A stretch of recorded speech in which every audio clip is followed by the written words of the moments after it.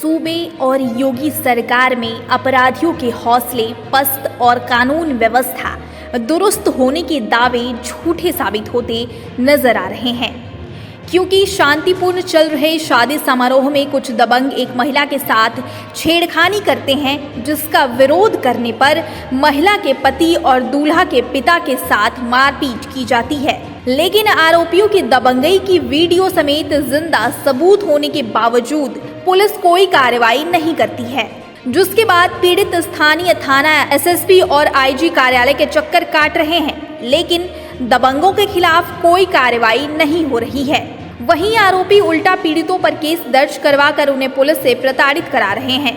दरअसल मामला बरेली में इज्जत नगर थाना क्षेत्र में चावड़ गांव का है, जहां 25 जून की रात राजेंद्र प्रसाद के बेटे राहुल की शादी समारोह का कार्यक्रम चल रहा था, जहां डीजे पर तमाम नाते रिश्तेदार डांस कर रहे थे, जिसमें गांव की ही एक महिला भी अपने पति के साथ डांस कर रही थी। इस दौरान आरोप है कि नशे में धुत चावड़ गांव का पूर्व प्रधान राजपाल उर्फ पालू अपने कई साथियों समेत रात करीब 9:30 बजे डीजे के पास पहुंचा और कुछ देर खड़ा रहा, जहां अपने पति के साथ डांस कर रही मोहल्ले की महिला को हाथ पकड़कर खींचने लगा। आरोप है कि विरोध करने पर महिला और उसके पति के साथ दबंग मारपीट करने लगे। इस दौरान स्टेज पर बेटे के पास अपनी कैंसर पीड़ित पत्नी के साथ फोटो खिंचवा रहे राजेंद्र प्रसाद ने मारपीट होते देखा तो बीच बचाव करने पहुंचे। आरोप है कि इस दौरान दबंगों ने दूल्हे के पिता राजेंद्र प्रसाद और वहां पहुंची कैंसर पीड़िता दूल्हे की मां के साथ भी मारपीट की। आरोप यह भी है कि दूल्हे के पिता की जेब में शादी के नेक न्यौछावर के लिए रखे 36,000 रुपए जेब समेत लेकर फरार हो गए। पीड़ित के अनुसार शादी समारोह में आए 500 से 600 मेहमान हंगामे की वजह से बिना खाना खाए ही वापस लौट गए। दूल्हे के पीड़ित पिता राजेंद्र प्रसाद ने बताया कि इज्जतनगर थाना और एसएसपी कार्यालय समेत आईजी के यहां आरोपियों के खिलाफ शिकायत दी गई है, लेकिन कोई कार्रवाई नहीं की गई है। उल्टे आरोपियों ने पीड़ितों के खिलाफ रिपोर्ट दर्ज कराकर छेड़खानी का शिकार महिला के पति समेत अन्य लोगों को गिरफ्तार कर जेल भिजवा दिया। पीड़ित राजेंद्र प्रसाद ने बताया कि उनकी कैंसर पीड़ित पत्नी को 3 जुलाई को ब्लड चढ़ाना था, लेकिन पुलिस केस की वजह से समय से उपचार नहीं करा पाने की वजह से उनकी पत्नी की मृत्यु हो गई। पीड़ित का आरोप है कि उसके पास आरोपियों की छेड़खानी करते हुए समेत कई गतिविधियों का वीडियो है, जिसे देखने के बावजूद पुलिस कार्रवाई नहीं कर रही है।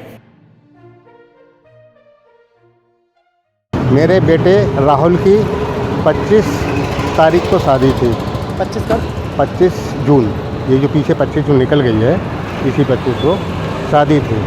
मेरी बीवी कैंसर की 4 स्टेज एडवांस की मरीज थी, जिसके चलते मैंने 6 दिन में अपने बेटे की शादी की, जिसकी लौट के आके एट होम कार्यक्रम चल रहा था। शादी समारोह संपन्न बढ़िया ठीक से चल रहा था और मेरे रिश्तेदार, पड़ोस के गांव के लोग, मेरे गांव के लोग, मेरे मोहल्ले के लोग सब उसमें आमंत्रित थे। प्रोग्राम ठीक ठाक से चल रहा था। राजपाल उर्फ पालू व आदेश व इनके साथ अन्य लोग, मुरारी, अंशु, ये सारे लोग आए, नशे में बिल्कुल धुत थे। जहां औरतें डीजे पर डांस कर रही थीं, उनके पास आकर के इन्होंने संगीता नाम की एक महिला से छेड़छाड़ की, उसका हाथ पकड़ के खींचा। उसके पति ने जब विरोध किया तो उसके साथ उन्होंने मारपीट की। मारपीट को चलते देख के मैं गेट पे खड़ा था। वहाँ से जब मैं भाग के आया, मैंने बीच बचाव की कोशिश की। इतने में इन लोगों ने मुझको छोड़ के, सुरेश को छोड़ के मेरे साथ भी मारपीट की। मेरी पत्नी स्टेज पे बैठ के अपनी बेटे और बहू के साथ फोटो खिंचवा रही थी सर।